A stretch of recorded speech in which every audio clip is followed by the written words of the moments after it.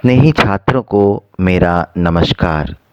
मैं निखिल जॉन एक बार पुनः स्पर्श पाठ्यपुस्तिका के पाठ एवरेस्ट मेरी शिखर यात्रा के साथ उपस्थित हूँ। एवरेस्ट की चोटी पर पहुँचने वाली पहली भारतीय महिला बछेंद्री पाल की साहसिक एवं ऐतिहासिक कहानी के साथ। लेखिका बछेंद्री पाल का जीवन परिचय। लेखिका बछेंद्री पाल का जन्म उत्तराखंड के चमोली जिले में बंपा गांव में 24 मई सन 1954 को हुआ। जीवन के संघर्षों ने उन्हें शक्ति प्रदान की। कठिन लक्ष्यों को प्राप्त करने के संकल्प और समर्पण भावना ने लेखिका को एवरेस्ट विजय करने वाली पहली भारतीय पर्वतारोही बनाने में मदद की। तो आइए इस पाठ में बछेंद्री पाल ने अपने एवरेस्ट के शिखर तक पहुंचने का जो दिलचस्प और रोमांचक वर्णन किया है उसे हम इस पाठ के जरिए सुनेंगे और समझेंगे। मैंने पाठ को संक्षिप्त रूप में प्रस्तुत करने की कोशिश की है, इसलिए मैंने एवरेस्ट मेरी शिखर यात्रा नामक यात्रा वृत्त को बिंदुओं के माध्यम से समझाने की कोशिश की है। आप देख सकते हैं मेरे समक्ष यात्रा वृत्त के कुछ सारांश बिंदु अंकित हैं, जैसे एवरेस्ट अभियान की चुनौतियाँ, कूली तथा रसोइये की मृत्यु, 7900 मीटर की ऊंचाई तक पहुंचना, कैंप पर ग्लेशियर का टूटना, बछेंद्री द्वारा साथियों की सहायता करना, शिखर यात्रा, उसके बाद शिखर पर पहुंचने वाली पहली भारतीय महिला होने का गौरव प्राप्त करना और उसके बाद शिखर को प्रणाम करना। तो ये कुछ मुख्य बिंदु हैं जिनके माध्यम से मैं पाठ को स्पष्ट करने की कोशिश करूंगा। तो आइए पाठ को आरंभ करते हैं और हमारा पहला यात्रावृत्त बिंदु है एवरेस्ट अभियान की चुनौतियां। 7 मार्च सन 1984 को एवरेस्ट अभियान दल दिल्ली से काठमांडू के लिए चला। उनसे पहले हिमपात के रास्ते को साफ करते हुए तथा बेस कैंप बनाने के लिए एक अग्रिम दल रवाना हो चुका था।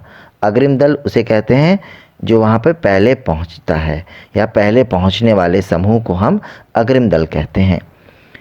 लेखिका ने नमचे बाज़ार पहुंचकर एवरेस्ट को निहारा। इस स्थान को सागर माथा भी कहते हैं। अब आपके दिमाग में एक प्रश्न आएगा कि ये सागर माथा क्या है, तो हम यहाँ पे एवरेस्ट को सागर माथा कहते हैं। इस स्थानीय नाम का अर्थ यह है कि सागर के माथे के समान। उसके विशाल भव्य स्वरूप को देखकर लेखिका को यह नाम अच्छा लगा और अधिकतर शेरपा यहीं रहते हैं।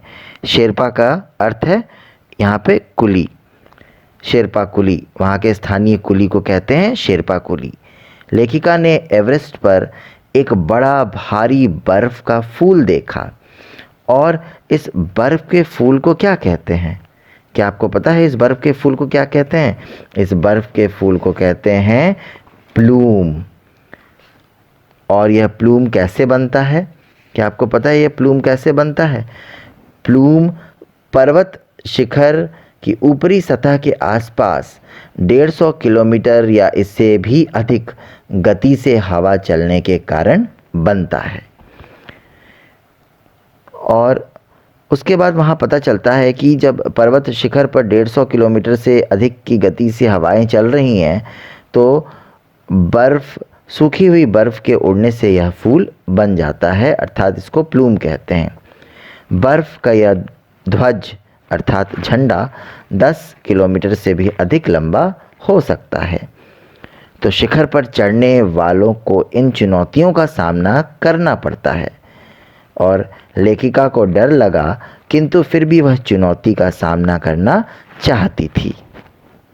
बढ़ते हैं पृष्ठ 24 की ओर और संदर्भ बिंदु पर हम ध्यान देंगे तो देखेंगे कूली और रसोई की मृत्यु के बारे में। तो 26 मार्च को यह अभियान दल पेरिस पहुंचा तो समाचार मिला कि खुम्बू हिमपात पर जाने वाले 16 शेरपा कूलियों के दल में से कई घायल हो गए हैं और एक की मृत्यु हो गई है। अभियान दल के नेता कर्नल खुल्लर ने बताया कि एवरेस्ट जैसे महान अभियान में खतरों और मृत्यु को सहज रूप से स्वीकार करना पड़ता है, अर्थात सरल रूप से स्वीकार करना पड़ता है। तभी उपनेता प्रेमचंद ने आकर बताया कि खुम्बू हिमपात का रास्ता साफ कर दिया गया है। रास्ते में पुल और रस्सियाँ तथा झंडियाँ भी लगा दी गई हैं, परंतु यदि हिमपात होता रहा तो यह काम दोबारा करना पड़ सकता है। बेस कैंप पहुंचकर समाचार मिला कि प्रतिकूल जलवायु के कारण एक रसोई सहायक की मृत्यु हो गई और यह एक बहुत ही दुखद खबर थी कि वहाँ पे हिमपात में अनिश्चित बदलावों, जलवायु के प्रतिकूल होने के कारण एक रसोई सहायक की मृत्यु हो जाती है। बढ़ते हैं दूसरे संदर्भ बिंदु की ओर और देखेंगे 7900 मीटर की ऊंचाई तक पहुंचना। तो लेखिका ने एवरेस्ट को पहली बार इतनी नज़दीक से देखा या इतनी निकट से देखा।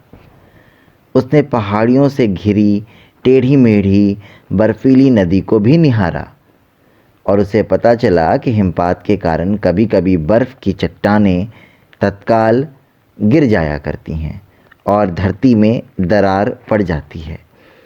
उसे पता चला कि पूरी यात्रा में हिमपात रोज़ ही उसे तथा अन्य 1 दर्जन आरोहियों को छूता रहेगा और अगले दिन डॉक्टर मीनू ने उन्हें एल्यूमीनियम की सीढ़ियों, लट्ठों तथा रस्सियों का उपयोग करना सिखाया। तीसरे दिन उन्हें हिमपात से कैंप तक सामान ढोकर चढ़ाई करने का अभ्यास करना था। लेखिका और रीता गोम्बू के साथ साथ थे। दोनों के पास वॉकी टॉकी थी। वे हर कार्य की जानकारी बेस कैंप में कर्नल खुल्लर को दे रहे थे। 29 अप्रैल को अंगदोर्जी, लोपसांग और गगन बिस्सा साउथ कोल पहुंच गए। यह 7900 मीटर की ऊंचाई पर स्थित कैंप था। लेखिका को याद आया कि बेस कैंप पर तेंजिंग अपनी सुपुत्री डेकी के साथ वहां आए थे। उन्होंने उसकी प्रशंसा में कहा था, तुम एक पक्की पर्वतीय लड़की लगती हो, तुम्हें तो शिखर पर पहले ही प्रयास में पहुंच जाना चाहिए। अब बढ़ते हैं हम अपने दूसरे संदर्भ बिंदु की ओर। तो हम देखेंगे कि कैंप पर ग्लेशियर का टूटना। 15-16 मई को लेखिका लोहोत्से की सीधी ढलान पर लगाए अपने तंबू में सोई थी। कैंप में लोपसांग, तशारिंग आदि 10 अन्य व्यक्ति भी थे। अचानक रात 12:30 बजे ज़ोर का धमाका हुआ और बर्फ़ की एक चट्टान उनके शरीर को रगड़ती हुई निकलने लगी। अब वहाँ एक विशाल हिमपुंज बन गया था। कैंप तहस नहस हो गया था। हर व्यक्ति चोटग्रस्त हो गया। लोपसांग ने स्विस छुरी से तंबू का रास्ता साफ किया तथा लेखिका को बर्फ़ की कब्र से निकाल लाया। तो ये बहुत ही चिंताजनक बात थी कि इस प्रकार से एक हिम का टूटकर गिरना। इतनी ऊंचाई पर यह सुरक्षा कार्य सचमुच साहसिक था। सभी 9 पुरुष सदस्यों को चोटें तथा हड्डी टूटने के कारण बेस कैंप में भेजना पड़ा। कर्नल खुल्लर ने बछेंद्री से पूछा कि क्या वह भी वापस आना चाहेंगी, और बछेंद्री ने एक साहसिक उत्तर दिया और कहा, नहीं,